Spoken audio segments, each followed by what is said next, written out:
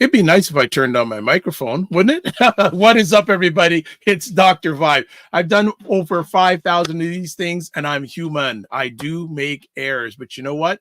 That's where you learn. That's where you learn. Dr. Vibe here, host and producer of the award-winning Dr. Vibe Show, the home of Epic Conversations, and I'm the host of Epic Conversations 2020, Best Podcast News Award winner, 2018 Innovation Award winner, given out by the Canadian Ethnic Media Association. I also co-host and co-produce the only online show in the world for dads and fathers. It's sponsored by Dove Men Plus Care. And being part of that team, we have reached out directly and indirectly to over 400,000 dads, fathers, and male caregivers since 2020. So that's a good thing. I think it's a good thing. I also am a content provider and member of the advisory board of a platform called Indie Soup Media, which is a platform of over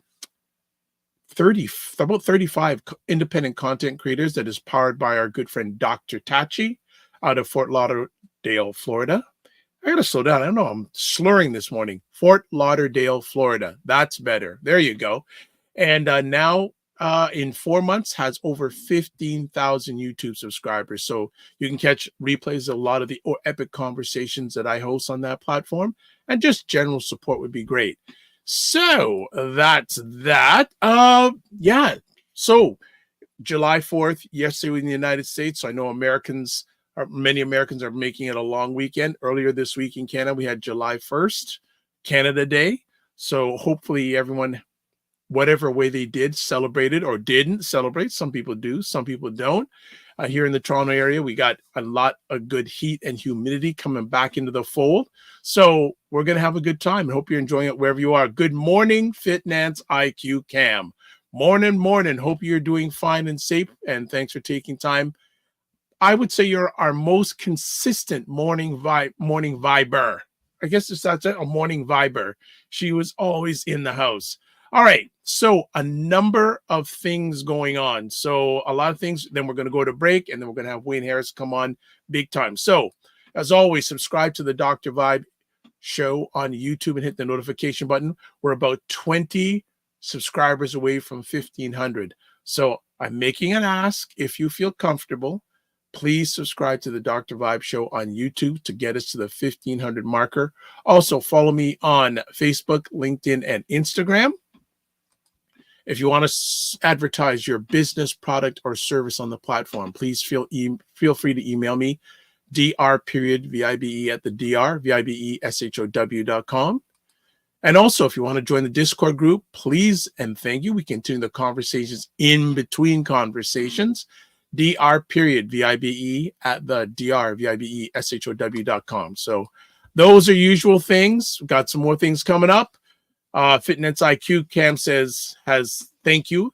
And then JJ Mars from Colorado. Are you getting heat in Colorado like we are? I've been hearing in a lot of parts of the southern United States there is heat. So you know we got to count on you for your Colorado weather report. All right, a lot of things happening today. There's always a lot of things happening, but a number of things I want to FYI you on upcoming conversations. This Monday, Carolyn Nicole will be back on the Morning Vibe, and she's going to be talking about sugar, drug, or simple guilty pleasure. And I know for a number of people, sugar is a wonderful thing, but it can be a little bit of a fix. Blood pressure, diabetes, etc. So she is going to be sharing this Monday, drug or simple guilty pleasure, sugar. So how many people alive watching, they have that sweet tooth? Actually, I just came from the doctor this week. He said my teeth are fantastic. And by the way, I've only had 2 cavities in my whole life. So he just gets blown away when he says, your teeth are fine. Like, how do you do it? How do you do it? don't know how you do it. So that is coming up on Monday. Also, people may or may not be, well, this is something a lot of people don't know about. So I'm telling you from now for next week.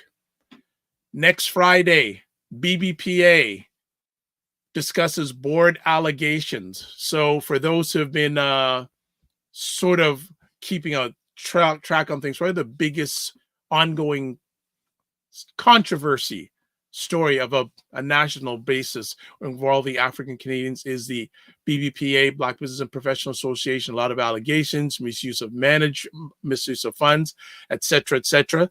Next Friday, January 12th at 9 a.m. Eastern Time. Well, let me get this thing out of here. There's too many things interfering. Let me just put it up here.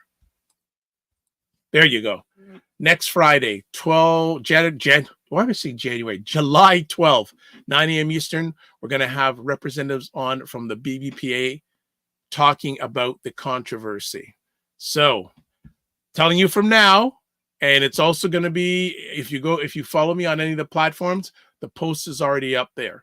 It's already up there in regards to the BBPA. So to give you more context, so we go next Friday in the Morning Vibe, Janelle St. Omer, interim chairman, and Brian Duarte, interim vice chairman of the BBPA, I got that text wrong, but they'll be addressing allegations in regards to the BBPA. So make sure you catch that. Other than that, okay, I think we're caught up. So hope you are there. Okay. So JJ Mars says, hey, hot summer here. And Fitness IQ says, okay. Are you saying okay of the BBPA being on the platform? Is that what you're saying okay about? I hope so. But yeah, I don't think they've done much. The BBP has done, I don't know if they've done any media interviews since this controversy came up. So please to make it. Also want to make sure you know about on Saturday, as always, Primetime Saturday with Aisha and Lala, which they try to make sense of the nonsense going on in America, politically especially, and there's a lot of stuff going on in America too. Will Joe Biden drop out as a Democratic candidate for the U.S. presidential election that's coming up in November? And something very interesting about that too, do you notice that the former president, 45, is saying nothing during this? This is rare when 45 has nothing to say and keeping quiet. I think what the Republican Party is wanting to do is they're watching the Democratic Party eat themselves. So we'll see. And hey, that's another thing. And I know JG Marger from the U.S. Should Joe Biden call it a day? Good question. Good question. Fitness IQ Cam says yeppers. So I believe she's saying yeppers to the fact that we're having some representatives on from the BBPA next week. So that's it. Quick, to the point. Hopefully Ryan will be with us today. I don't know. I know he's got a very busy summer with his detailing nights. JJ Barr says, LOL, Biden will be gone. Okay. Do you think he should go? And if he goes, can the Democrats still win the election? Also, O Downer, welcome, O Downer, says, good morning, everyone. Please follow her artistic creations on YouTube and follow her. All right, that's it. We're going to get into our main thrust of our conversation. The conversations are okay. Let's leave it at that. Let's go to break, and we'll come back with Wayne Harris, and we're going to dive in about financial stuff because he does that every first Friday of the month on the Morning Vibe. So keep it locked. We'll be back in 2 minutes. And that's what I feel like. You feel like you're the Harriet Tubman of the mind. I am. I feel like I'm I'm one of the Harriet Tubmans of intelligent Black people. Like, I want to liberate y'all from like being left behind and ignored and oblivion. Now, really, the rappers get all the attention. Seriously, does anybody else feel this way? Like ignorant Black people, they'll be all up, getting all the headlines on the Shade Room. Overly sexualized Black folks. Like the twerkers and the, just people that, don't always represent the best of us, the diversity, like people like Dr. Vibe. Like, everybody should know about people like Dr. Vibe. Dr. Really Vibe he's trying to do good work for Black people. Dr. Vibe from Toronto. Good to see you, my brother. Dr. Vibe. Everybody follow Dr. Vibe. He has a great show. He's very good at what he does, and I have a lot of respect for him. The men who are also doing the same thing. I see Dr. Vibe in here. He's a great brother. Everybody should follow Dr. Vibe, by the way. He's a smart brother in Canada, and we need to follow smart people. So follow Dr. Vibe if you see him in the chat. And Dr. Vibe, say your name in the chat so people can see you. I want you to click on his name, and I want you to go follow him, please, because I want these men and women that are doing the right things to get the support they deserve.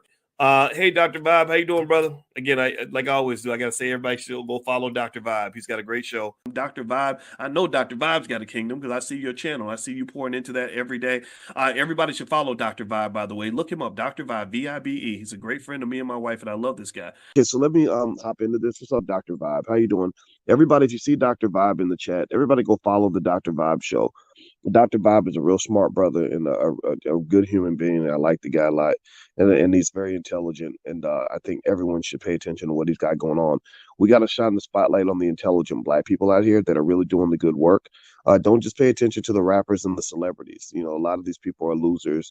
Your true winners are your people in your community that are really having your back. You know, helping us to have stronger families and a stronger community. So Dr. Vibe is in that category. So you might see the Dr. Vibe show in this chat. If you see him, please go follow him. Okay. All right. So anyway. All right. As always, big shout out to Dr. Boyce and Dr. Alicia Watkins, supporters of the Dr. Vibe show and what Dr. Vibe does. Also, I support them right back. All right. We are first Friday of July, 2024, July 5th. The heat is here. The heat is here outside, but you know what? The heat is here on the screen. Wayne Harris is here. He is here on the screen, bringing the heat. I told him that he looks like he's ready to go do some golfing.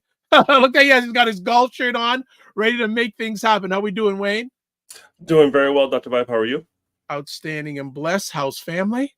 Everybody's doing well. Summertime is here, man. Yeah, Been a good couple of days. Yes, absolutely. How's things with business? Business is good. Had one of my best months ever in June, so happy for that. And the summer's looking pretty lit. Excellent. Are you doing any traveling during the summer season? Yeah, definitely going to hit up my hometown of Montreal and go see some folks in Ottawa as well, in the nation's capital. Other than that, I'm going to take off and go see the Americans them in the United States. Okay. You know, always good to go down to the southern United States in the summertime to see what heat really is. Well, there's a lot of heat been going on there over the last few weeks. Accelerated heat. Buddy, let me tell you, if you had the fortune or misfortune of seeing that debate right between Biden and Trump, wowee.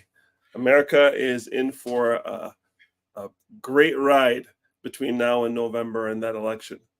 It was tough to watch. Yeah. On both parts or just Biden's part? Just on Biden's part. Trump actually behaved himself compared to 2016, 2020. If you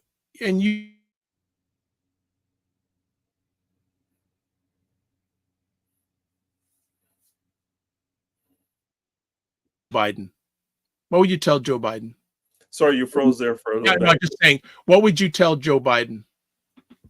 You know what? Joe Biden has advisors way beyond my pay grade. I think that,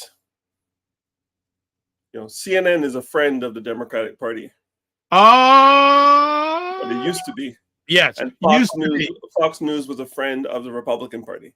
Right? So CNN put up the debate. They put it in a format that may or may not have suited Joe Biden this time around. I mean, when you go back 4 years ago, he did much better in the primaries and when he debated Trump the last time.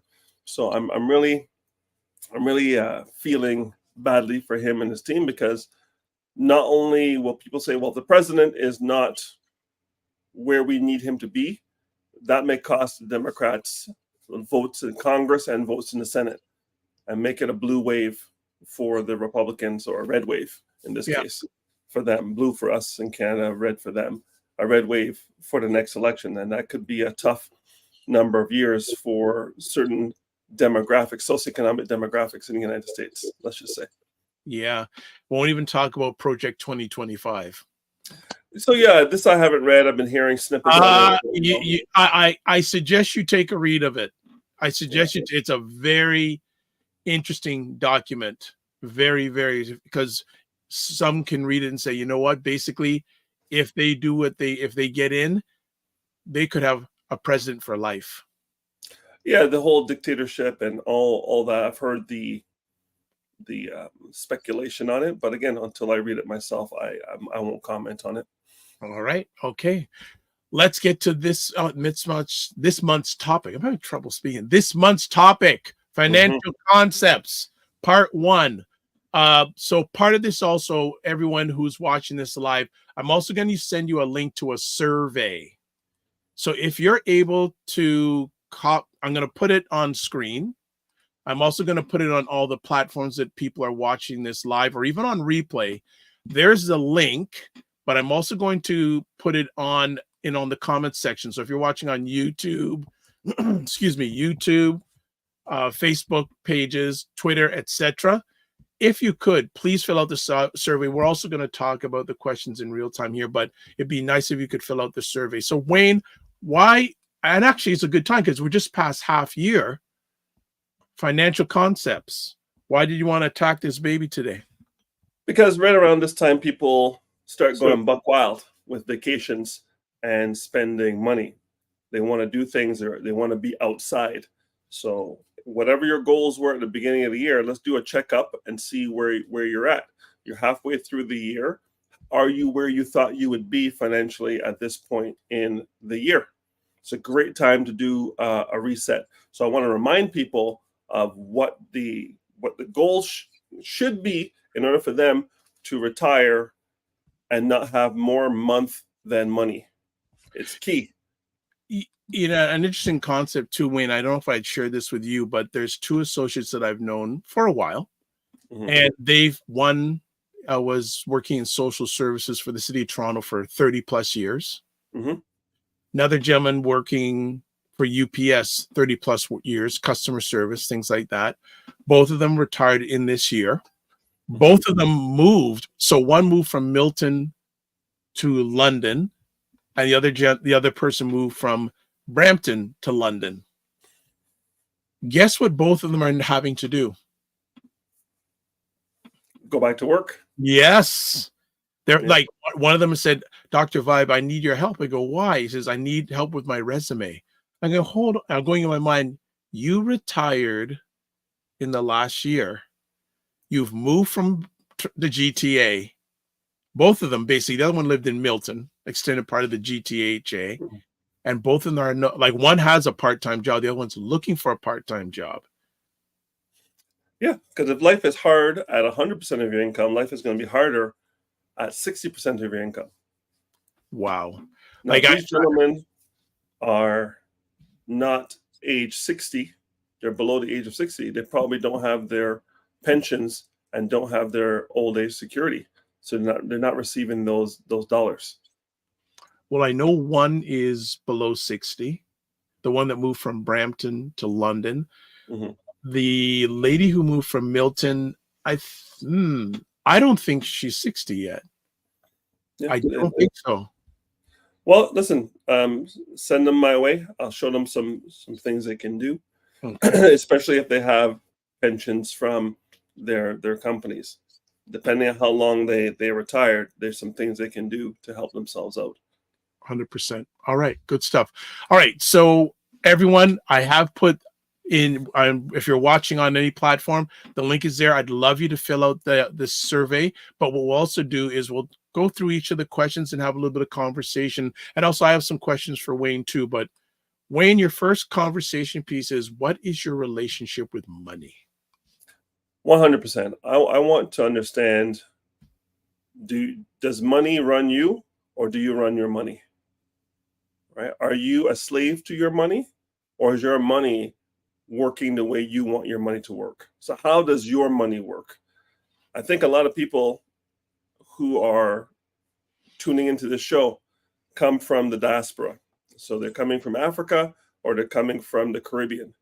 And if their parents were from another country and they come to Canada, they're going to have a relationship with money from where they were from, not where they're at. So if you're teaching concepts about saving is universal. Whether you're in the Caribbean, you're in Africa, United States, or Canada, saving. But in terms of what investment vehicles are available to you and which ones make the most sense from a tax perspective, this is where you need to look at what your relationship is with money for you. Are you guys spenders? Is that what your relationship with money is? Are you guys savers? Are you the people who don't put anything on the credit card? Or are you the people who put everything on the credit card to get points? What's your relationship with money? What's your relationship with credit? Go ahead. All right. Yeah, I want to bring up a conversation piece. What is the difference between saving and investing? Okay, fantastic. Saving makes money on the money that's there.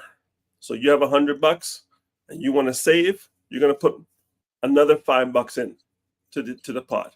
And then you're going to put another $5 into the pot, right? You're hoping that you're going to make some return on the money, but that's not really what your goal is. Your goal is to put money in every month. So it's building a discipline of saving money. All right. If you get a return, that's great. Okay. But you're not looking for a big return. You're looking for money that can't lose money. So saving is not about making money. It's about not losing money. So I'm putting money and I'm saving. I'm putting it away, $100, $100. And I'm hoping that I make some return, but I'm not really looking at the return. I'm looking to have ready money in case I need that money for a rainy day. Saving. Investing is I'm putting money in and I want that money to make money on the money. So now I'm looking for a rate of return on my money. I'm going to give you my money to whichever institution I'm going to give it to. And the institution says, I'm going to give you back earnings on your money. Thank you for lending me the money. I'm going to use that money to make money for you and for myself. So investing money depends on your what we call a time horizon. Time horizon means, do you need the money now? Do you need the money within a year, within 3 years, 5 years, 10 years? Depending on your time horizon, then your investments can be more aggressive or less aggressive because you now know you have time to recover. Think about 2024 to 2034. If I know I don't need the money to 2034, I can play a little bit more in the market because I've got time. But if I need the money 3 months from now to go buy a house, I can't play the investment game. I can play the saving game because I'm not going to lose money. I'm going to use that money to go buy the house, buy the car, buy the cottage, whatever I'm going to do with the money. Investing depends on rate of risk and when do I need the money? When do I need the money? How much risk am I going to take? Savings, risk doesn't come into play, if that makes sense. There is no risk in saving, but there's risk in investment. Excellent. Thank you for a clear explanation. Fitness IQ says, geez, I think she was talking about those two individuals that I shared about in regards to they've retired, but now they have to at least come back into the workforce, part-time workforce. Yes. And Macmillan Group, good morning, Ray. Good morning to you also. And also good morning, Dr. Tachi. We are here chatting about financial concepts. So Ray is Wayne is breaking it down. I'm so used to Wayne is in his golf shirt, but if Ray was on, I know how wait. The Godfather makes me step up my game.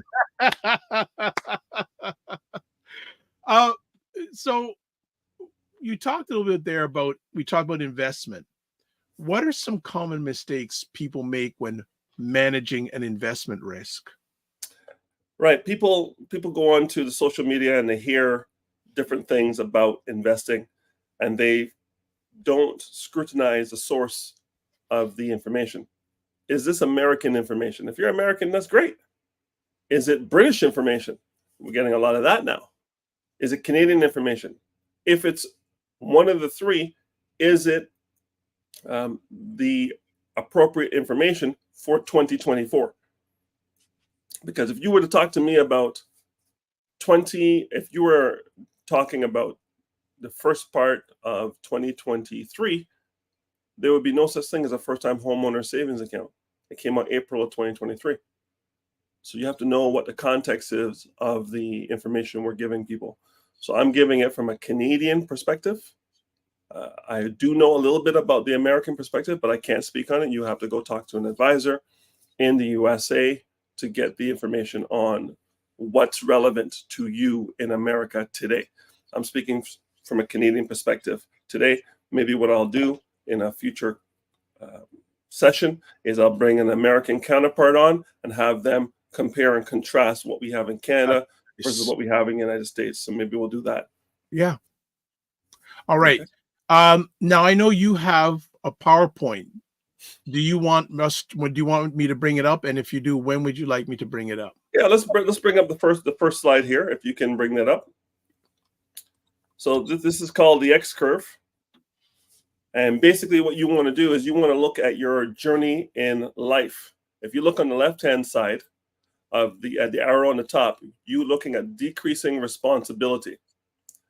And what do we mean by that? It means that as your kids get older, you're going to have less responsibility for them. I think about all the activities, the swimming, the dance, the summer camps, and all the things that we had to do, baseball, softball, basketball, everything we had to take the kids to. We had maximum responsibility. Then they got Presto cards. Then they got their driver's license. Now they just come and grab the vehicles and go about their business. So we have less responsibility over time. And then we look at wealth. When I was younger, I didn't have a whole lot of money. I was out there trying to get better jobs, make more money, and I'm trying to build wealth. I'm trying to put away money in the RSP, TFSA. I'm doing these things to save money and invest money. I'm trying to build wealth as I get older. Because when you're younger, you're less secure about your income, right? These are the people who are fighting for those jobs at minimum wage. These are the people who are making, less than $20 an hour. There's a lot of those people in Canada. And they need to know that things are going to get better, hopefully. They skill up so they can make more money and gain greater income is what we're hoping for. So we're going to build wealth over time. As you get older, you should have more wealth. You should have less of a mortgage, less of a car payment. Kids are finished with school and university, finish paying for that. So now you start amassing some wealth because now house is paid off, cars are paid off, kids have left the house. Now you start building some wealth and you go into retirement and your money's making money on your money. So you must take care of your responsibilities while building your wealth. Does that make sense? 100%. 100%. 100%. All right. What we will do here. So yeah, family, come on. Let's get some interaction here. There's a lot of good information going down here, but I see Wayne has another slide up. So I'm going to. Hold on. All right. So put this one up. 100%. There we go. So you need to look at what you're going to do from a tax perspective, right? Understand that in both countries, you earn it, you pay tax. Down in the States, you guys have your W-2s. In Canada, we have the T4. So if you earn it at work, they tax it. If you spend it, they tax it. If you save it, they tax it. And when you die, they tax it. Wow. So you need to find a way to avoid taxes. Remember, tax evasion is illegal, but tax avoidance is your God-given right to go out there and find ways to reduce your taxable footprint. And there's many things you can do in Canada and many things you can do in the States that are legal, working with your accountant, sometimes working with a lawyer, depending on what you have, to reduce those taxes and transfer the wealth from you to your spouse, if you have one, or from you to your children, if you have them as well, or from you to an institution. You can give money to a university, to a church, to a community center, whatever you want to do, you can have those donations as well. It doesn't have to go to an individual. Okay. 100%. Okay. Let's just go back to comments for a second. Dr. Tachi says, good morning, everyone. Good to have you here as always, Dr. Tachi. Fitness IQ says, relationship with money can be a love-hate for a few. She also says, LOL, two things we can guarantee in life are taxes and death. She's not lying. Death and taxes to the core, 100%. All right, let's get back. You have another slide up. Let's rock with that. So again, where do you invest your money? Back to your original question. So some people will say real estate, and we have a lot of people who come on to this show and talk about real estate and what it can and can't do for you. And where you should invest your real estate, and that's all good stuff. And I have real estate, and many people who are on this call have real estate, and that's great. Sometimes you have to think about the cash flow. And what I mean by cash flow is when you have a property, is money leaving your pocket or is money coming into your pocket? So all real estate is an asset, but an asset that's cash flowing positive is what you're looking for. So I'd rather make money on my real estate than me take money out of my pocket to have real estate. So when you have a principal residence, your residence that you live in, money is going out. You're paying principal, interest, and taxes to the bank and to the government. No money's coming in. But if you have a basement apartment, or you have a multi-tenanted unit, you live in one. This is very popular in Montreal. They have duplexes and triplexes and quadplexes and fiveplexes. You can get your hands on one of those. You can live in one unit. The other 4 you can rent, and you can have that building cash flow positive. So you're basically living for free. Okay. So when people are looking for real estate today, I see a lot of people looking for that single family home, that condo, that townhouse. Maybe that's what they can afford. And that's great. But if you go into other geographies, other provinces, you might be able to get a multi-tenanted unit. And that means the unit can pay for itself and cash flow positive for you. So these gentlemen, or these folks who left Milton and Toronto and Brampton to go to London, if they had cash flowing properties in London or cash flowing properties in Milton and Brampton, maybe they wouldn't need to go to London. Not to say London's a bad place. I've been to London many times. It's nice up there, and there's pockets of London that are brilliant, very nice, but you have to know what you're looking at. Bonds. So bonds are fixed income. So a bond is going to give you a guaranteed rate of return. Usually when the stock market goes up, bonds go down. When the stock market goes down, bonds go up. When interest rates go up, bonds go up. It's beautiful, right? When interest rates go down, bonds go down. Some people should have bonds in the mix because this is money that's going to be protected, and it will be there when you need it down the road. As you get older, or as you have more responsibilities, maybe your risk tolerance changes, and bonds are a good way to reduce your risk tolerance and still get some pretty decent returns depending on the cycle bonds are in. Mutual funds is basically a basket of stocks. So rather than having one stock, you're going to buy Nike. Well, you can buy a mutual fund that includes Nike and Tesla and Facebook and RBC and TD. So you can buy mutual funds that include multiple stocks. So it's a basket of stocks. Rather than buying one, you de-risk yourself by diversifying across multiple stocks. And you buy the one mutual fund, and you can get access to 500 stocks in the one mutual fund, right? So it de-risks you by having more than one stock. So you don't have to be a guru and pick the right stock. Pick a mutual fund that has a aggressive growth, balance, moderate conservative, a conservative portfolio, and the level of risk will match your risk tolerance. And you go in there and you know you're going to get 4 or 5%, or maybe a little bit more in a balanced fund, 6, 7%, maybe more in a growth fund, 9, 10%. Aggressive growth, you might be able to make 11% or more. Once you know what your risk is, you can find a mutual fund that is going to do the work for you, the portfolio work for you. Segregated fund is just like a mutual fund, except for a segregated fund is wrapped in life insurance. What does that mean? It means a mutual fund can go to zero. A segregated fund cannot. A mutual fund, you can put $100,000 in, and 5 years later, if the markets are bad, you can have $0. A segregated fund, you can have $100,000. It could go to $0, but there's a guarantee on the segregated fund that says if you pass away during that 5 years, you get 100% of your money back to your beneficiaries.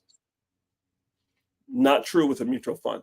Segregated fund has a contract of 15 years. If after 15 years, you're below 75% of the original money you put in, they will top you up to 75 or 100% of what you originally put in. So your downside risk with a segregated fund is much lower than a mutual fund. Also, your mutual fund is a part of your estate. So you're going to pay probate on the mutual fund, and you're going to have to wait for your money while the estate settles. Whereas segregated funds are segregated from the estate. So 30 days after you pass away, that money will be given to your named beneficiaries. So when you have a choice between mutual fund and segregated funds, I ask myself, why would you ever want a mutual fund? Because if you die and the mutual fund has lost 60% of its value, you get a check for 60% of his value. And to add insult to injury, you're going to pay probate fees and you're going to pay estate tax. Yep. And you're going to wait for your money. Or just go with the segregated fund and get all the guarantees. Creditors don't even know the beneficiaries received the money when you have a segregated fund, whereas the estates are public. So they know you had money. So if you owe someone money, they will know if it's a part of your estate that money, you got money, I'm going to come sue you. I'm going to contest that will, and I'm going to hold that so you can pay me back my money. Segregated fund, they don't know who got the money. They don't know who the beneficiaries are. It's private. Okay, so the three benefits of a segregated fund versus a mutual fund is bypass probate. Number one. Number two, bypass creditors. No one knows they got the money. 3, you have a death guarantee, and you cannot lose more than 25% of your money with the segregated fund. If you die while the contract is in place, we top you up to 100%, but it even gets better, Dr. Vibe. We have something called resets. And resets mean if you give me $100,000 and $100,000 grows to $150,000, I can reset your number to 150. So if you die, you don't get the original 100, you get the 150, or the stock market, whatever is, or the market value, whatever is higher. So imagine you give 100,000, you reset your number to 150. Now you're guaranteed 75% of 150 with a segregated fund at maturity. That's $112,000. You gave me 100. That means you can't lose your money. You get a 12% return no matter what. It's incredible. But a lot of people don't know it. I didn't know it. I didn't know it. I didn't know it. Yeah, banks will offer you mutual funds. Insurance companies will offer you segregated funds. The fee on the segregated fund can be equal to the fees on the mutual fund, depending on the funds you choose. So the downside in terms of what you're going to pay in fees, Dr. Vibe, if you're making 4% of your money running it yourself, at the same level of risk, I can get you 9% on your money. Same level of risk. Are you upset that you're paying a fee on that money, but you're getting 5% more than you were getting on your own? Not at all. There you go. 4% spread. That's a no-brainer for me anyways. Perfect. All right. So people have checking accounts and savings accounts. Everybody has their favorite bank that they're going to do that with. Checking accounts pay usually nothing. And to add insult to injury, they say if you don't have $5,000 balance or more, you're going to pay fees every month on that checking account. So we're not going to give you any return, and we're going to charge you fees, or you're going to give us $5,000 of what we're going to consider to be dead money to you, but we're going to take that $5,000 and do what we want with it. Yep. You have to keep $5,000 in there, making $0, so you can avoid a $15 a month or $5 or $10 a month fee. Do the math and see if it makes sense. Savings accounts will pay 0.5%. 0.5%, Dr. Vibe. How much is credit card interest? 20 plus. So take the difference between the 20 plus on the credit card and the 0.5 that you're paying on the savings. That's a profit that the bank is making, and that's how the banks make $2 and $3 billion every 3 months. 100%. Okay. On the fees. We know about the stock market, the U.S. stock market being the largest in the world right now. China is coming, but I kind of have more knowledge and more affinity for the U.S. economy. Kind of runs our world in Canada. If the U.S. sneezes, Canada gets a cold because 80% of our gross domestic product is tied to the United States market. So we have to watch what's going on down there. Hey, American stocks. Some of the darlings of the stock market are the Facebooks, Amazon, the Microsoft, Seven, Apple. The Magnificent Seven, yep. The Big Seven, right? So we know who these guys are. You get a piece of that in your portfolio, you should do okay, right? Stocks aren't for everyone. You have to know what you're doing, and there's a way to de-risk yourself, and the segregated fund does that for you. Okay. Whole life insurance. So whole life insurance is for your whole life. A lot of people are out there offering temporary insurance or term insurance. And term insurance is fine. It's a lot of insurance for a temporary period of time for a very low price. The good news is term insurance can be used rather than creditor insurance, which is what you're going to use with your mortgage. So the bank will say, hey, you want to insure that mortgage to make sure that we get paid if you die? And people go, what? I'll say it again. Do you want to go and pay a premium to ensure we, the bank, get paid should you die? That's what creditor insurance is. And people say, yes, I'll sign up for it. And they sign up. And as you pay down the balance of the mortgage, your payout in case you die also drops. So you're paying the same amount of money every month, but you're getting less and less return. And you're paying off the bank, but you're not paying off for your final expenses, final taxes, or anything for your own family. There's a problem. So you have to get temporary insurance. So you can get temporary insurance to do that, to replace the creditor insurance, which will pay off the mortgage, but also pay, final expenses, final taxes, and leave your family something. Right? You want to create generational wealth, not generational debt. Some people have a mattress in a cookie jar. Right? Everybody got a granny who said, I don't trust the banks. Yep. Right? And this is the same thing as a Susu Patna meeting conversation, right? Where you're going to take a little bit of money and put it away every month. You can do that. But if you do that and the house goes up in flames, your money is gone. You can do that. But if you forget and someone says, oh, that mattress has bed bugs, and they throw the mattress out. Oh, God. Don't be like that, man. Don't be Someone like finds the cookie jar. Right? Then you have credit unions, which will be less fees in the banks and a little more flexibility for the members. And then you have GICs, or guaranteed investment certificate, which is going to give you a guaranteed rate of return. But you don't really make a lot of money, but you can't lose money. And your money is locked away. And if you cash it out before the money, before the time frame that the money locks away, you're going to incur a charge. Oh, thank you for the rundown before. There's a lot of questions, and we also have one or two responses to the form. But first, you did leave out universal life. So universal life is like whole life. The difference between the two is that with universal life, it's also a permanent insurance product. But universal life, you can control the investment, as opposed to having a guaranteed investment for the whole life policy, a guaranteed dividend, which is usually about 6%, and not guaranteed. It's not guaranteed, but it's never failed to pay.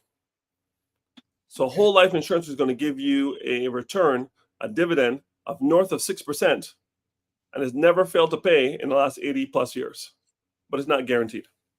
Okay. Universal life, you can control the investment, and you can go, much higher than 6%, but you have to watch it and you have to be in control of it. All right. Let's catch up with some comments and questions. So, Hayton Morrison says, wow, only a few minutes and it's already a masterclass. So Hayden is liking the conversation topic. Excellent. Next up, Hayden also says, best description I've ever heard between savings and investments. Oh, look who's here. Heather Harris. Good morning, good people. We don't often know what questions to ask. Next up, she says, broadening our knowledge base enables us to intake new information, ask different questions, challenge what we currently know, and make changes for a better financial future. All right, we have some questions because there are some people, the family is loaded in. I think because the summer, it took them some time to get going. So first things first, Ray McMillan says, Wayne, could you take a moment to explain how one earns income/interest by investing in bonds? Sure. So bonds are debt. So when a bond is issued by a corporation or the government says, listen, we have a lot of debt here. What we're going to do is we're going to get you, the consumer, to take a piece of our debt so we can go and do big things with that money. We're going to go buy equipment. We're going to go, help other countries. We're going to go buy airplanes or whatever. So we're going to give you a document that says, hey, I owe you. You give me your money, I owe you this return on that money over this period of time. So it's basically a fair exchange. I'm going to take on a portion of this, your debt. You're going to pay me interest on that. And the contract is between the two of us. As long as you have that piece of paper saying that you've given me your money and I'm going to give you this return, that's a contract between you and the company or the government. The grade of the bond, the higher the grade, AAA, AA, the greater the guarantee on the bond, the more chance that you're going to get your money back. The lower the grade of the bond, higher risk, which means you're going to have to pay you higher returns, but you can make more money. But you could also lose your money because the grade of the bond is lower. So the higher the grade of the bond, usually the lower the interest, the lower the return, because they know they're going to pay, you know they're going to pay. You're going to make some money, but not a great amount of money. But the lower the grade of the bond, the higher the risk. So up goes the interest rate. Okay. Another question here from Dr. Tachi. So just wondering, if everything is concentrated on shifting around wealth and leaving things to beneficiaries, how do you live a good life?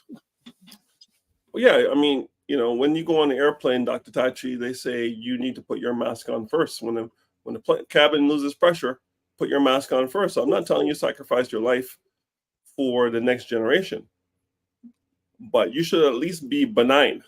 What do I mean by that? That means if you live your life, people who you're going to leave behind should not have any debt that you leave for them. Leave them at zero or positive. Right? This is what I'm trying to get our community to see.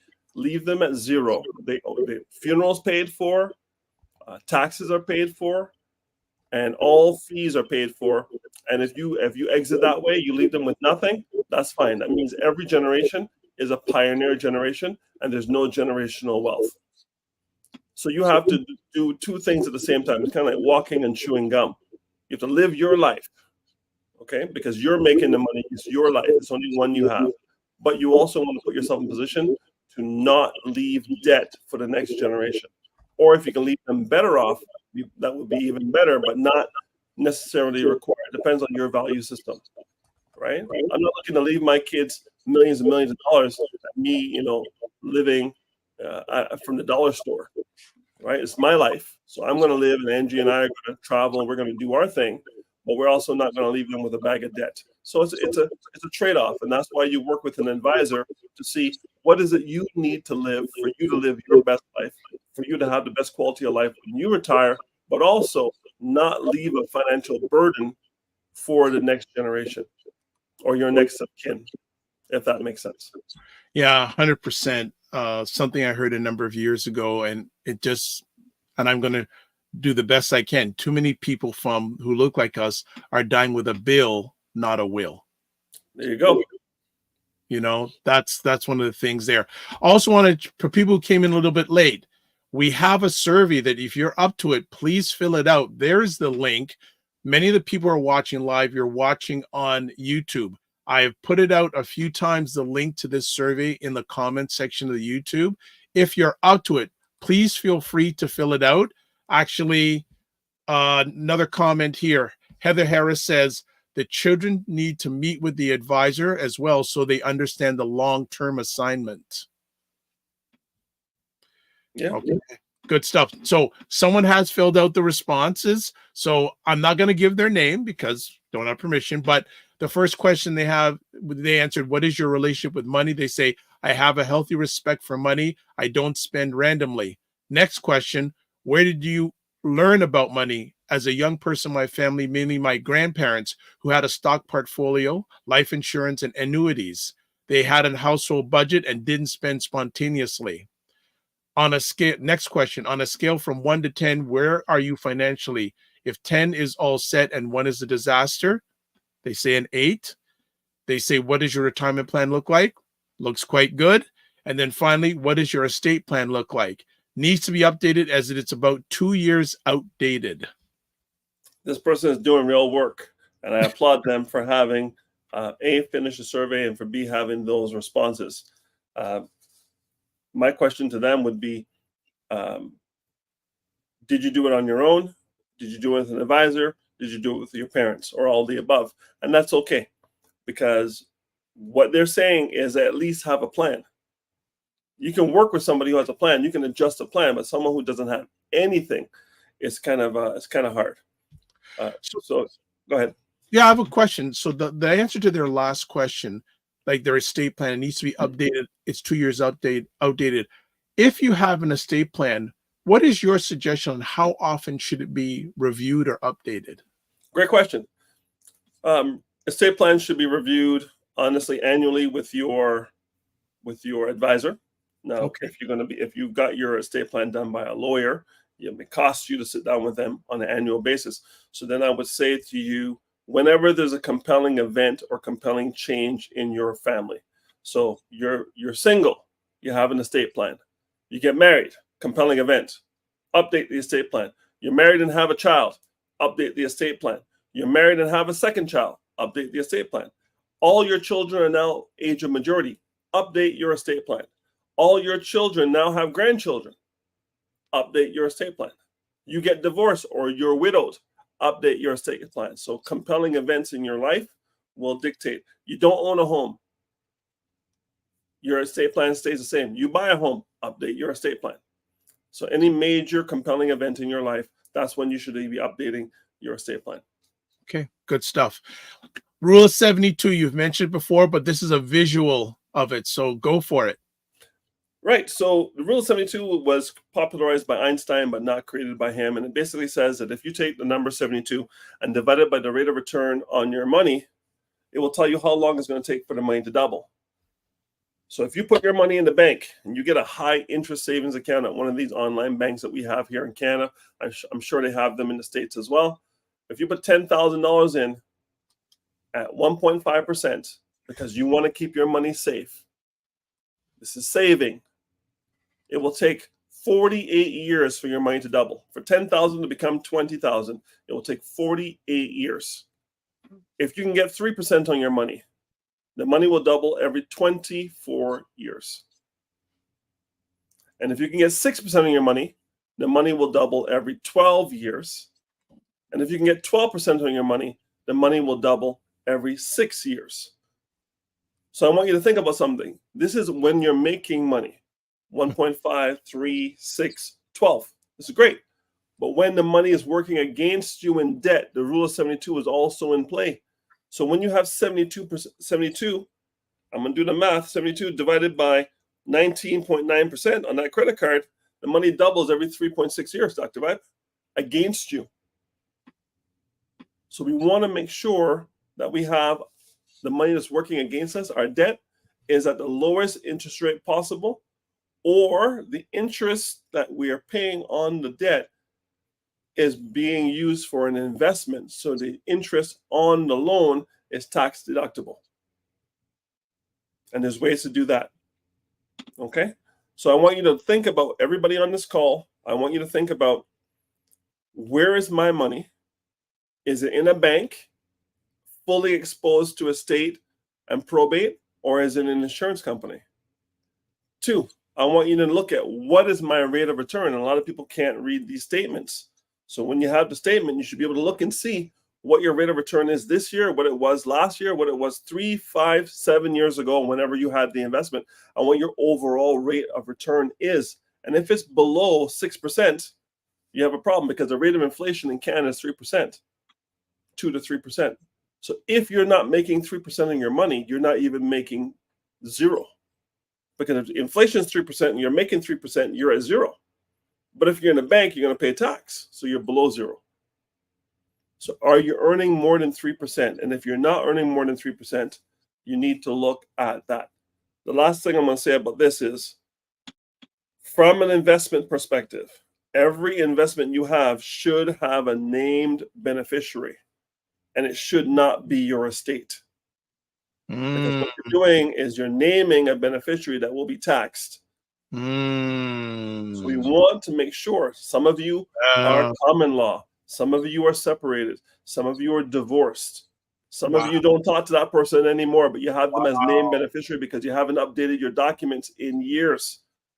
Something happens to you, you could be living with one person, and the last person you're living with is the named beneficiary, And the last person that you were living with that you no longer talk to is going to get that money. And the person sleeping in the bed beside you will not get the money because you didn't update your named beneficiary.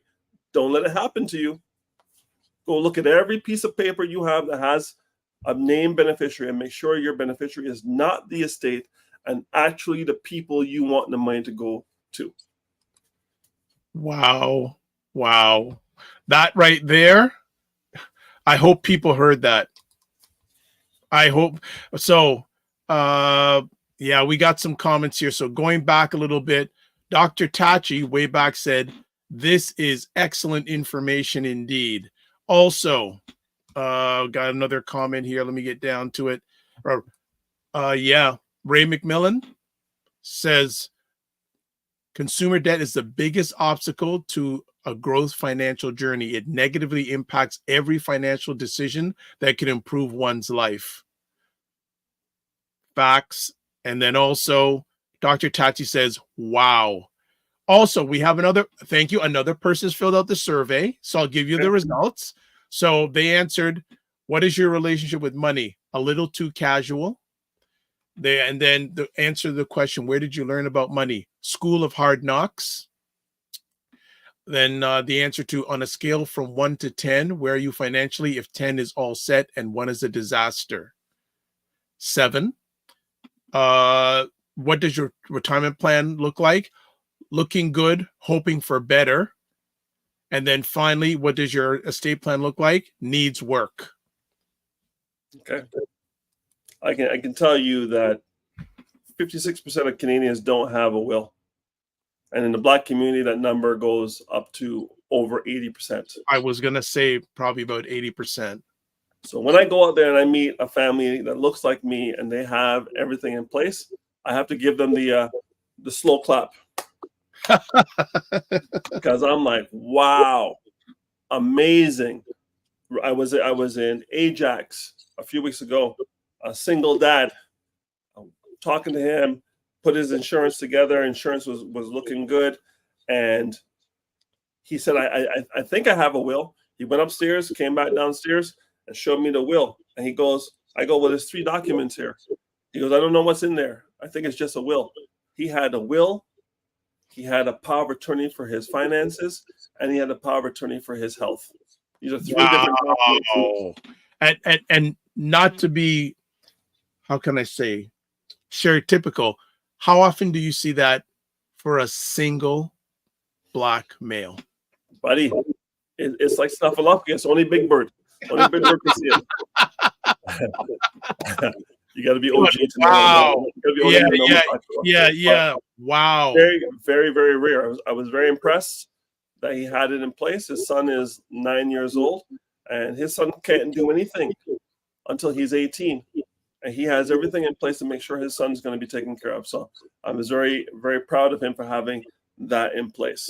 I think that, some of the reasons we discussed it on many, many shows, why people who look like us from the Caribbean and Africa don't want to have these documents in place is because there's a negative spirituality, superstition attached to, if I say the word will 3 times, like Beetlejuice, I'm going to die. Right? So people don't want to say will. People don't want to have a will because they're almost wishing death upon themselves. And one has nothing to do with the other. Like the boxer Floyd Mayweather, death is undefeated. And death, other than once 2024 years ago, when one person came down, died, and 3 days later ascended into heaven. Other than that one person, no one else has defeated death. So if you know it's coming, why not prepare to have the softest landing you can have financially and stress-wise by having all the instructions in place for your people? No one has to guess. Do I pull the plug? Do I not pull the plug? Do I sell the house? Do I not sell the house?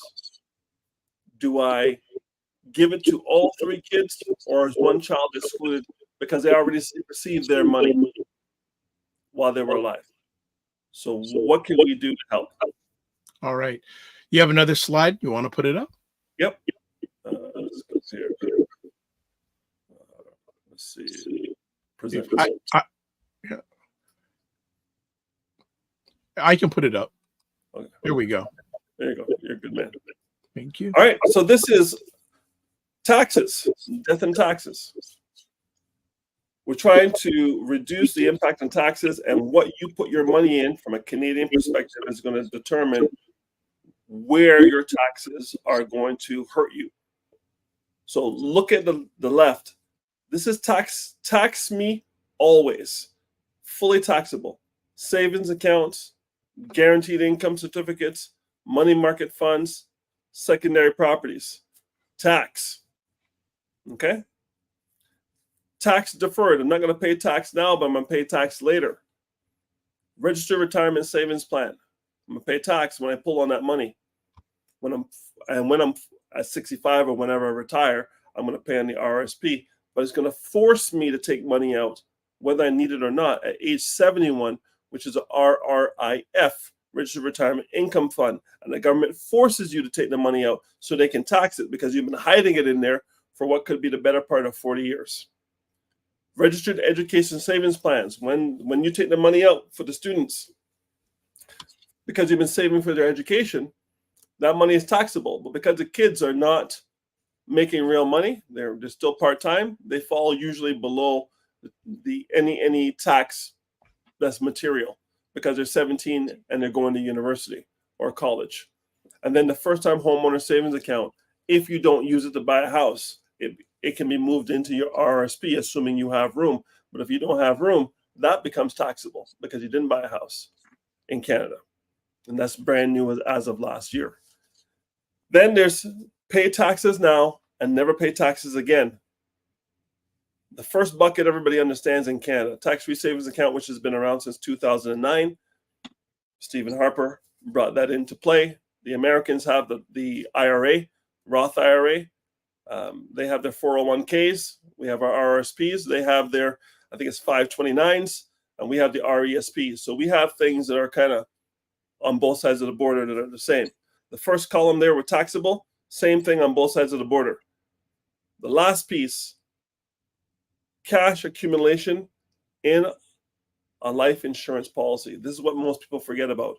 When you have permanent insurance, universal life or whole life, you have the ability to have two buckets of money. One bucket is the death benefit, and the other bucket is the cash value. Both of those will go to your named beneficiaries. One of them you can have access to when you're alive, which is a cash accumulation. So while you're putting your premiums in every month into these permanent insurance policies, the cash value is accumulating every year. Whole life policy, dividend is paying out 6 and change every year, increasing the cash value every year. Universal life policy, you might be using the S&P 500. It might be paying out 2-3 times that, 18-19% every year. You can borrow against a whole life policy, cash value. You can borrow 90% of the cash in the policy. And why would you borrow it? You can take it out. But if you take the cash out, you stop the compounding, first of all. And the second of all, if you stop the compounding, the money comes out, it becomes income. What's the second word in Canada after income, Dr. Vibe in Canada? Tax. Exactly. So if you take the money out of the policy, you can, but then you stop the compounding and insult to injury, you pay tax. But if you borrow against the policy, collateralize a policy, or get a policy loan against a policy, all loans are tax-free. So you can borrow against the policy and go and invest. And when you invest, the interest on the policy loan is tax deductible in Canada. And it works the same in the United States. This is one of the buckets that most people do not have. And by the way, the youngest age you can get a policy for a human being is 15 days old. Wow. And it can compound tax-free, and that child could live to 100. That's 100 years Of compounding. Tax-free compounding, uninterrupted by anything. It's amazing. Want to shout out on the Facebook family, Christy White, a great leader of the indigenous community in this country. Also, Heather Harris says, in the US, if you don't begin withdrawing money at 70, you'll be penalized with a 50% tax on the money you've been accumulating. What? What? That's crazy. That's crazy. Yeah, buddy. Why not? Why is it crazy? That's why you got to know the rules of the game. And if you don't, you need to know from Wayne or one of his associates right there, Heather. Wow. Wow. Right. Okay. Go ahead, Wayne. Share this slide, please. So this is what we call dollar cost averaging. So when people say, Wayne, I have $100,000. Can you take the $100,000 and invest it for me? I can. But what I do is I'll take the $100,000 and get it out of the bank. So it's out of the harm's way for their estate and for probate. And I'll put it into a segregated fund. Okay, let's say in this case. And when I take that $100,000, I move it across from bank to insurance company. I get it out of the estate and put it over here where it's out of the estate with named beneficiaries. Good. Now, I don't take that $100,000 and throw it into the stock market at whatever investment they've chosen or we've chosen together for them. What I do is I take it into the money market, park it in the money market, and I drip it in to the market every month. So it's out of the bank in the insurance company. You get all the guarantees of the segregated fund, but now I'm going to put it into market bit by bit so that I don't have to time the market. If the market's up, I'm buying good stuff at a high price. If the market's down, I'm buying good stuff at a great price. So dollar cost averaging is a way for you to smooth out your risk.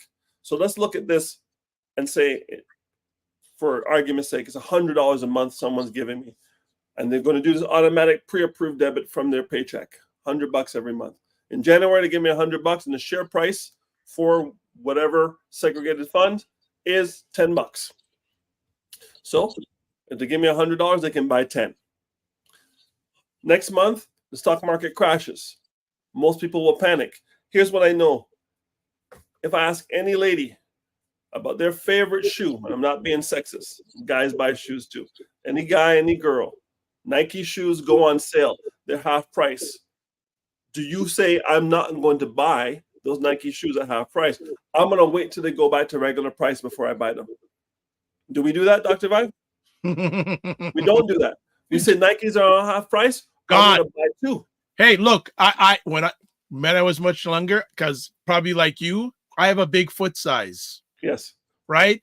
And there used to be times where when I went to the States, I used to load up on shoes because I can't get those shoe sizes and those styles here.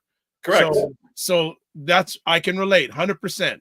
Exactly. So what we're going to do is we're going to buy more, but people forget in the stock market, they see the price go down. They want to leave. Wayne, sell it all, Wayne. Why? Look, why? Look, if people look at the historical trend of the stock market over the years, it's long-term versus short-term. Correct. If you need the money tomorrow, maybe the stock market is not for you. If you need the money 5, 10, 15 years from now, you should hold on and relax, because time horizon and risk tolerance are the two things I look at. When do you need the money? You need the money now? Money market. I'm not going to risk it. When do you need the money? I'm 40. I'm going to retire at 65. Let's go to the stock market, which has returned 11% on average the last 60 years. Why wouldn't you? But anyway, February, it's $100. It's gone down to $5. We get 20 units. March, it goes down again. Most people will panic. We buy the same $100. Discipline is the key, not emotion. April, $100. It goes down to $1. Most people are panicking and want their money back. But this is what happened during COVID in 2020. This is what happened in 2008. This is what happened in Y2K. This is what happened Black Friday, 1987. This is what happened in 1974. It happens about every 10 years. This is what happened during the Great Depression.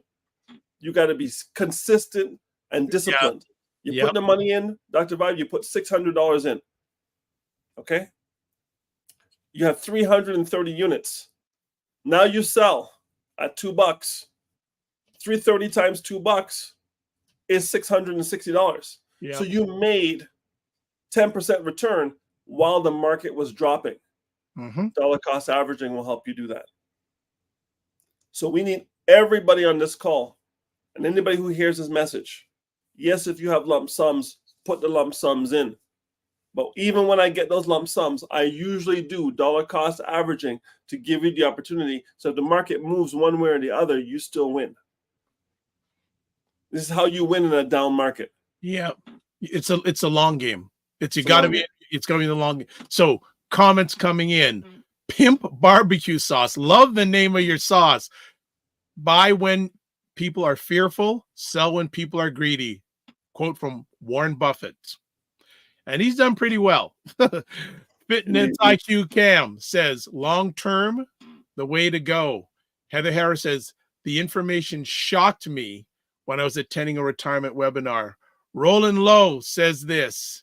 Dr. Vibe, what is your foot size? Size 14 and below can't match it. I am a 14. I've been a 14 for a long time. And then Fitness IQ Cam says, honestly, anyone in their 30s and up should be in the stock market. The history speaks for itself. And then Pimp barbecue sauce. I'm hoping you're you got to follow me on YouTube, guy. Rectification. Be fearful when others are greedy and greedy when others are fearful. Warren Buffett. So he corrected that. Got it. No problem. What's up next, Wayne? Next slide. No more slides. Okay. I think we'll do part one. All right. Yeah. Okay. So, any other comments or questions in the? I not from me, but I have one or two. Go ahead. That what are some of the current trends in the financial world that people should be aware of? Current trends. Well, first and foremost, you want to take advantage of any program the government is giving you access to. So the first-time homeowner savings account is one of the things that's brand new for Canada as of last 2023, last year. So you want to have one of those. Unfortunately, for anybody who did not put at least $100 into a first-time homeowner savings account last year, lost a full $8,000 allocation for that year. So here's what I'm going to say to people in 2024. If you don't have a first-time homeowner savings account and you're looking to buy a house, here's what you do. Even if you can't max out the full $8,000 into the first-time homeowner savings account, put $100 into the account. Open the account with your friendly neighborhood agent financial security advisor. Once you have that $100 allocated, I need to be here. Sorry, I'll put myself on mute. I gotta laugh a bit. Go. Listen, when 2025 comes, you now have the ability to put $8,000 in 2024 and $8,000 in 2025. By just putting $100 and parking it there in 2024, you'll be able to put $16,000 over the 2 years. Now, here's a money move. If you have $35,000 or more in an RRSP in Canada, $35,000 or more, you know that the first-time buyers program, you can use $35,000 in your RSP to put as a down payment on the house. Great. But if you have more than $35,000 in RSPs, here's a money move. Take $8,000 from your RSP, anything above $35,000, and move that money into a first-time homeowner savings account. Boom. You just came up with $8,000. Now you have a new bucket of money. So now you have the ability to put $43,000 into an RSP because you got $35,000 from your RSP and you have $8,000 from your first-time homeowner savings account. You can take that and put that as a down payment on the house. So every year, for every dollar you have above $35,000 in your RSP, move $8,000 over into your first-time homeowner savings account so you can put more of a down payment down and take less stress. The money's sitting in your RSP, but you can't use anything above $35,000 to buy a house. So if you have more than $35,000, get it over to the first-time homeowner savings account, and we can do that without paying any taxes, right? 2 registered accounts, transferring, you don't touch it. It goes into the first-time homeowner savings account. Do that for 2 years. Now you got 16 on this side, 35 on that side. Do it again for another year. You got 24 on this side and 35 on this side. Take the 2 of those together and now go get your down payment on your house. These are the moves, right? These are the moves. Wonderful. This has been great, and this is why we're doing another part of this, because there's so much more that can be asked. Like maybe I'll fit in another conversation piece for Mr. Harris today.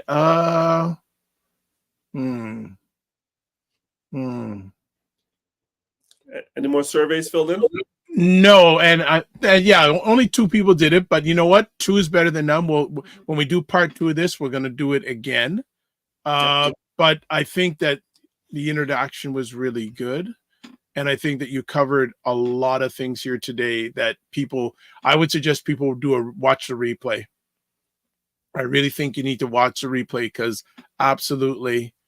Actually, I have something about behavioral finance. What are some of the common behavioral biases that can affect investing and saving? Good question. Not having your goals clear. You really need to know why you're saving. So that means, when you see the extra pair of Jordans in the color you must have, but you know your goal is to pay off your debt, you'll stay true to paying off your debt, because you're looking at your goals at least on a regular basis. Some people look at their goals weekly, some people look at them monthly, some people look at them quarterly, some people look at them annually. I suggest you look at them at least once a month to see whether you're winning or losing. So you have 12 times to adjust during the year. If you look at them quarterly, you have four adjustments. You look at them annually, it's too late. You've been off the rails for 12 months. So, some people want to go, like I heard Janet Jackson was in town. Yeah, I didn't even think about it. No. I didn't even think about it. Janet Jackson and I are probably about the same age, right? She's obviously done a little more work than I have on herself. But I love Janet Jackson. But I'm not leaving my yard going downtown to see Janet Jackson for $500-$600. I'm just not doing it. Yeah, I don't. No, the only way I would go is free, and even then, the congestion downtown, that's a whole other conversation. Yeah, but again, values. Yeah, all praises to her. But concerts, honestly, live concerts should be maybe $150. Anything beyond that, to me, I understand inflation. I understand they have to get paid, and $1 million tours and all this sort of thing. But the everyman is struggling to have any kind of discretionary spending because things are so expensive. Yeah, 100%. Okay, so some comments here. Roland Lowe says, "Welcome to the Foot Canoe Club." Well, believe it or not, in public school and high school, my nickname was Canoe. So Heather Harris says, "Invest in your health and well-being simultaneously."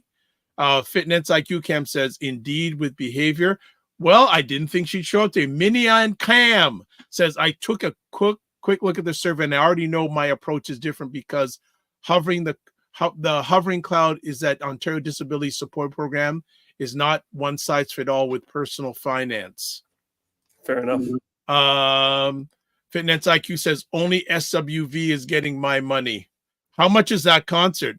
By the way, SWV, if you are no NPR radio or NPR, they did an NPR Tiny Desk concert about a week and a half ago, and that's when the group comes in and they basically play. They have and it's in a small little room, and some guys are drumming on a desk, so they call it Tiny Desk concert. So that may have been better watch than whatever you're going to pay to see SWV. Next, Dr. Tati says, yes, anything above that is excessive, so agrees with the 150. Finance IQ says agree.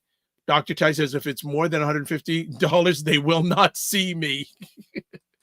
And she also says, yes, they gave a great Tiny Desk concert, SWV. That was good, but even better was the Shaka Khan. Oh boy, I saw that one too. Yeah, that was like, yeah, that was real deal. Oh, so Fitness IQ Cam says less than 90. Okay, all right. And then Pimp Barbecue Sauce says, oh, and this is good. Any Canadian books recommendation for these financial tips? Good question. Yeah, there's a guy by I can't. David Chilton wrote the Wealthy Barber series. Yes, Wealthy Barber right there. Yep. You Yep. can go with those. There's a book called The Psychology of Money that is pretty good. It's not a Canadian book, but it's holistic on investing. And the Personal Finance for Dummies series, Canadian edition, those are also good to go. They're mostly focused on budgeting and explaining the differences between RSP, TFSA, first-time homeowner savings account, and so on and so forth. And I can go into that in more detail Next and time. list the different Yeah, types of that'd be investments good. and go through. Yeah, good question. We have never had that about book recommendations. Mignon Camp says The Wealthy Barber and Gail Vaz Oxlade are Canadian. I haven't heard anything from Gail in a long time. Yeah, But Gail's mostly focused on debt, but she's very good as well. yeah, and then final question, Dr. Tachi. Also, Wayne, when is your book coming out? Oh, these PhDs, eh? These PhDs, because they write books, they think it's easy, eh? I appreciate you, Dr. Tachi. Maybe I should put something out. You're right, I should put something out. Absolutely. It's an ebook. Yeah, absolutely. Absolutely. Yeah, I think that's a good idea. Fitness IQ. Pimp, message me on IG Fitness at IQ. Well, also Wayne's information I put up there. It's also in the comment sections on all the Mignon Camp says Gail has retired and gone into her garden and writing nonfiction. She is active on Twitter. Yeah, Gail was way ahead of the curve. Yep. Way ahead of much. You know what? I should maybe reach out to her and see if she'd come on. Yeah, a little bit of celebration on the great hard work she did for many of us. All right, there's Wayne's contact information, Calendly, email, Instagram. It's also in the comment section on all the platforms. Any final words you have for us, Wayne, before we let you go play maybe some golf? Yes, my friend. Thank you. I want to say that time is your friend or time is your enemy. Time is your friend or time is your enemy as it relates to investing and the ability for your money to compound. Compounding is key. If I can get one last piece here, if I can see if I can get this shared. I don't know if it's going to work with this computer. Let me just see if I can do. And as Wayne is trying to do that, I'll also say one of the gentlemen who very early in my run of doing online epic conversations, Henri Morris, out of born in Philly, but lives out in the West Coast, said, time never lost a fight. Yes. Time never lost a fight. Dr. Tachi says, thank you both. And Fitness IQ Camp says, for the book recommendation to Pimp Barbecue Sauce. All right. So one more slide Wayne has for us. Go ahead, Wayne. All right. So this is the compound interest calculator. All right. If you can see this is someplace where you would go. This is a US based site, but I want you to put this into your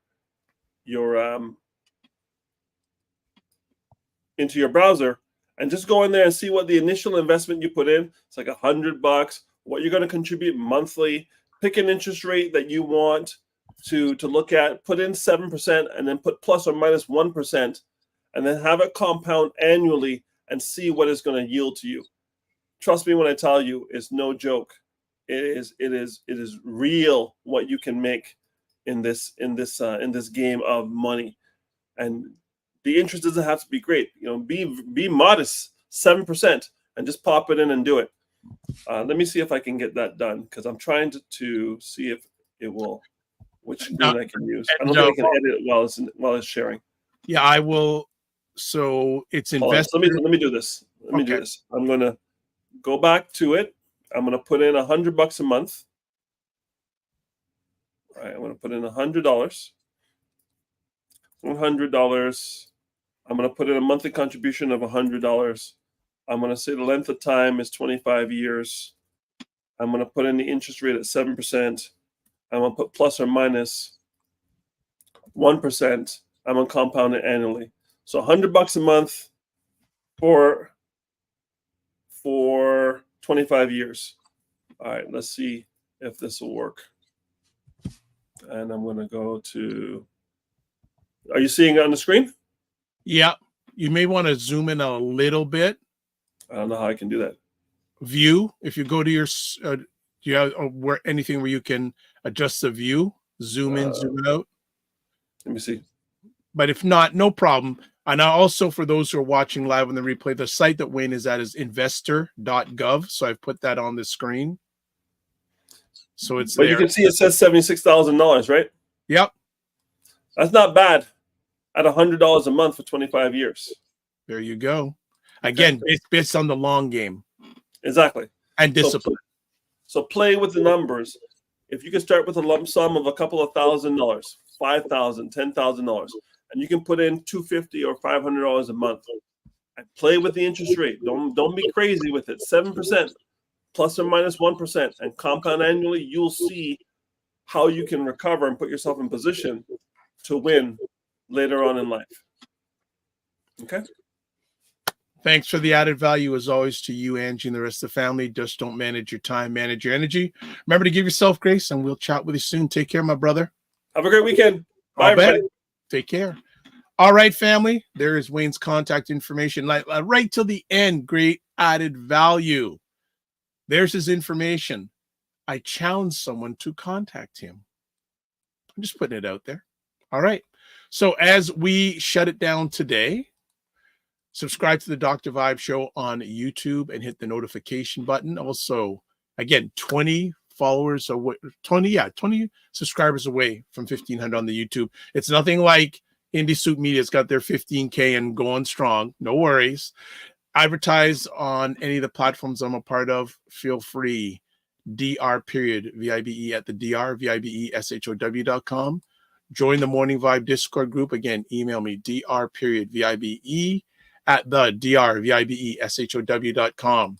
So a few things coming up. Upcoming conversations on the Morning Vibe is, first of all, this Monday, sugar, drug, or simple guilty pleasure. Kellen Nicole from Energy Shack Juice Bar, certified holistic nutritionist, will be on sharing about that.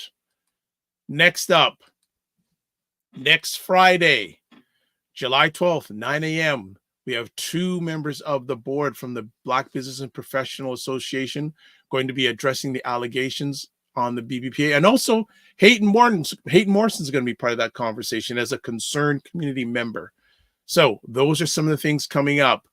Also, tomorrow, Saturday, July 6th, 7 p.m. Eastern Time, primetime Saturday with Aisha and Lala, where they're going to be discussing the sense and nonsense that's going on in America politically. And I'm sure Joe Biden's going to be topic number one. And I'll throw that in this Sunday, Black Canada Talking with myself and Cesar Nadima Musa, where Cesar comments on things locally, provincially, nationally, globally. So we've got it all covered there. All right. So before we leave, a few more things. Yeah, a lot of things today, but we've been away for a few days. Got to catch up. Ryan's contact information, Ryan Oneil Knight, LinkedIn, Ryan Oneil Knight, Instagram at Ryan.Knight99. Email address for him, work with me, RyanOneilKnight.com. His website is RyanOneilKnight.com. Myself, website, the DRVIBESHOW.com, YouTube, Facebook, and LinkedIn, The Dr. Vibe Show, Instagram, The Dr. Vibe Show, X/Twitter at DRVIBESHOW, and email dr.vibe at the drvibeshow.com. And finally, you can watch replays of this epic conversation on The Dr. Vibe Show, YouTube, Facebook, and LinkedIn, Afro Caribbean Business Network, YouTube and Facebook, and Ryan Oneil Knight, YouTube, and that's it. Wow, lots in today, no problem. Ray McMillan says, what a great session, extremely informative and well presented. From The Godfather. All right. The Godfather gives his blessing. All right. So let's close it down. As always, live your life as a dream. If you can dream it, you can make it. Oh, another comment here. Fitness IQ Cam. Don't forget and greet fee $1,000. I don't know what that is all about. Meet and greet. I don't know what that is. Yeah, I don't run your world like you do. All right. You got to explain more for me, Finance IQ Cam. Live your life as a dream. If you can dream it, you can make it. Sometimes you have to get small to get stronger. Block assumptions and aim bigger, aim better, aim higher, aim wider. Love, faith, and respect.